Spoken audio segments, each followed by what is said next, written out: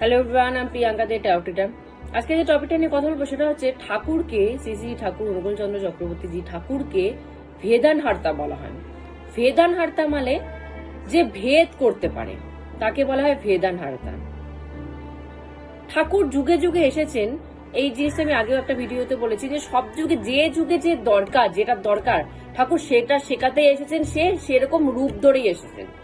আমাদের কাছে যেরকম প্রচুর ড্রেস আছে, আমরা কি এক ড্রেস পরেই প্রতিদিন বেরোই?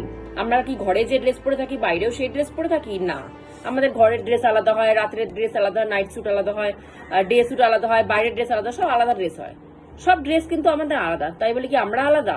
আমরা কিন্তু আলাদা। আমাদের এক একটা ড্রেস পরলে দেখতেও আলাদা লাগে, তাই বলে কি আমরা আলাদা? না, আমরা সে একই সত্তা। দেখতে আমাদের রূপটা চেঞ্জ হয়ে যায়, কিন্তু আমাদের ভেতরের সত্তাটা কিন্তু এক।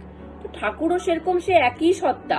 সে প্রতি যুগে যুগে এসেছেন এক একটা রূপ ধরে, এক একটা ড্রেস পরে, এক এক রকম সেজে, কারণ সেই যুগে সেইটা দরকার ছিল।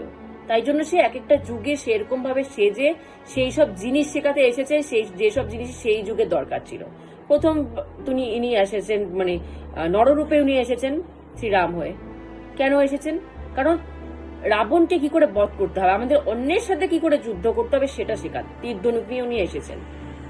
তো সেটা সেই যুগের দরকার ছিল, সেই যুগের রাবণ আলাদা ছিল। তো সেই জন্য আমাদের তীর ধনুক দিয়ে শিখিয়ে গেছে যে অন্য রাক্ষস যদি সামনে থাকে তাকে কি করে ভেদ করতে হবে, কি করে মারতে হবে। সেই জন্য সে সেই যুগের তীর ধনুক নিয়ে এসেছেন। শ্রীকৃষ্ণ হয়ে উনি এসেছেন কেন? সেই যুগে প্রেমের দরকার ছিল, মানুষকে প্রেম শেখানো দরকার ছিল, ওই জন্য সে ওরকম মুরলীধর হয়ে এসেছেন। সেই জন্য সেই যুগে সে মুরলীধারী হয়ে এসেছেন, কারণ সেই যুগে প্রেম দরকার ছিল, মানুষকে প্রেম শেখাতে হবে। সেজন্য সে সেরকম সেজে ময়ূর পালক নিয়ে, বাঁশি নিয়ে কিন্তু উনি এসেছেন। বুদ্ধদেব রূপে উনি এসেছেন কেন? কারণ মেডিটেশন শেখাতে হবে, মানুষকে মোক্ষের পথে নিয়ে যেতে হবে। শুধু তো মানুষ প্রতিবার এসে এসে মানুষ জন্ম নেবে আর ভোগ করে যাবে তা তো না, তা তো মুক্তির দরজা, মুক্তির দৌড় তো খুলতে হবে। ওই জন্য তিনি মেডিটেশন শেখাতে কিন্তু সেই জন্মে এসেছিলেন, যে কি করে মেডিটেশন শিখিয়ে মোক্ষের দরজা খোলা যায়। সেই জন্য তিনি বুদ্ধদেব রূপে এসেছেন। নিতাই রূপে কেন এসেছেন? আমাদের সম্পর্কটা কি ঠাকুরের সাথে? ঠাকুরকে কি হয় ভালোবাসতে হয়, পাগল হয়ে ঠাকুরকে ভালোবাসতে হয়, পাগলের মতো ভালোবাসতে হয় ঠাকুরকে। সেটা দেখাতে উনি এসেছেন যে ঠাকুরের জন্য মানুষ পাগলও হতে পারে, সেটা দেখাতে কিন্তু উনি নিতাই রূপে এসেছেন। রামকৃষ্ণ রূপে উনি কেন এসেছেন? ঠাকুর বাইরের কেউ না, ঠাকুর আমার ঘরের, আমার নিজের মা, আমার স্ত্রীর মধ্যে ঠাকুর আছে, আমার মধ্যে ঠাকুর আছে, সেটা শেখাতে উনি এসেছেন রামকৃষ্ণ হয়ে। ঠাকুরকে আমি ঘরেও পুজো দিতে পারবো, ঠাকুরকে পুজো দেওয়ার জন্য আমার বাইরে মন্দিরে যাওয়ার দরকার নেই। যেদিন যেদিন শ্রীরামকৃষ্ণদেব ঘরে অসুস্থ হতেন সেদিন উনি ঘরে মা সারদা দেবীকে বসিয়ে পুজো করতেন, বাইরে গিয়ে উনি পুজো করতেন না মা কালীকে। ঘরে মাকে সারদা দেবীকে মা কালী সাজিয়ে উনি পুজো করতেন সেম ভাবে।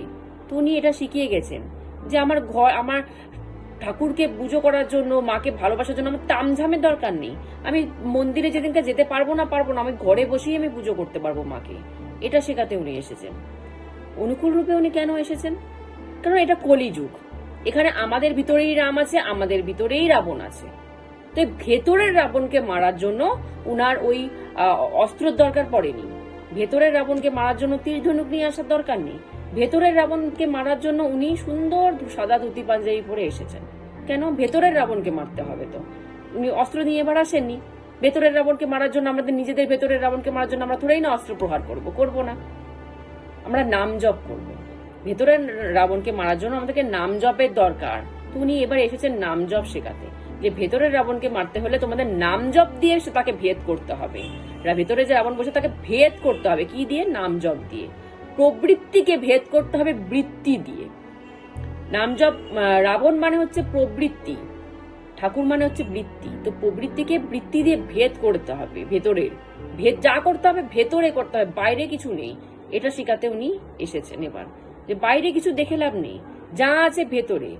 ভেতরকে ঠিক করে নাও, বাইরের সব ঠিক হয়ে যাবে। ভেতর যদি ঠিক না হয় তাহলে বাইরের কোনো কিছু ঠিক হবে না।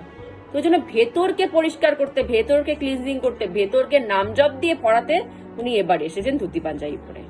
তো ওই জন্য অনেকেই কথাটা বলে উনি কি ঠাকুর? কারণ ঠাকুর মানে আমরা বুঝি ময়ূর পালক থাকবে, সাজসজ্জা থাকবে, গায়ে গয়না ভর্তি থাকবে, তাহলে উনি ঠাকুর। কিন্তু এবার তো এই কলিযুগে এগুলো দরকার নেই।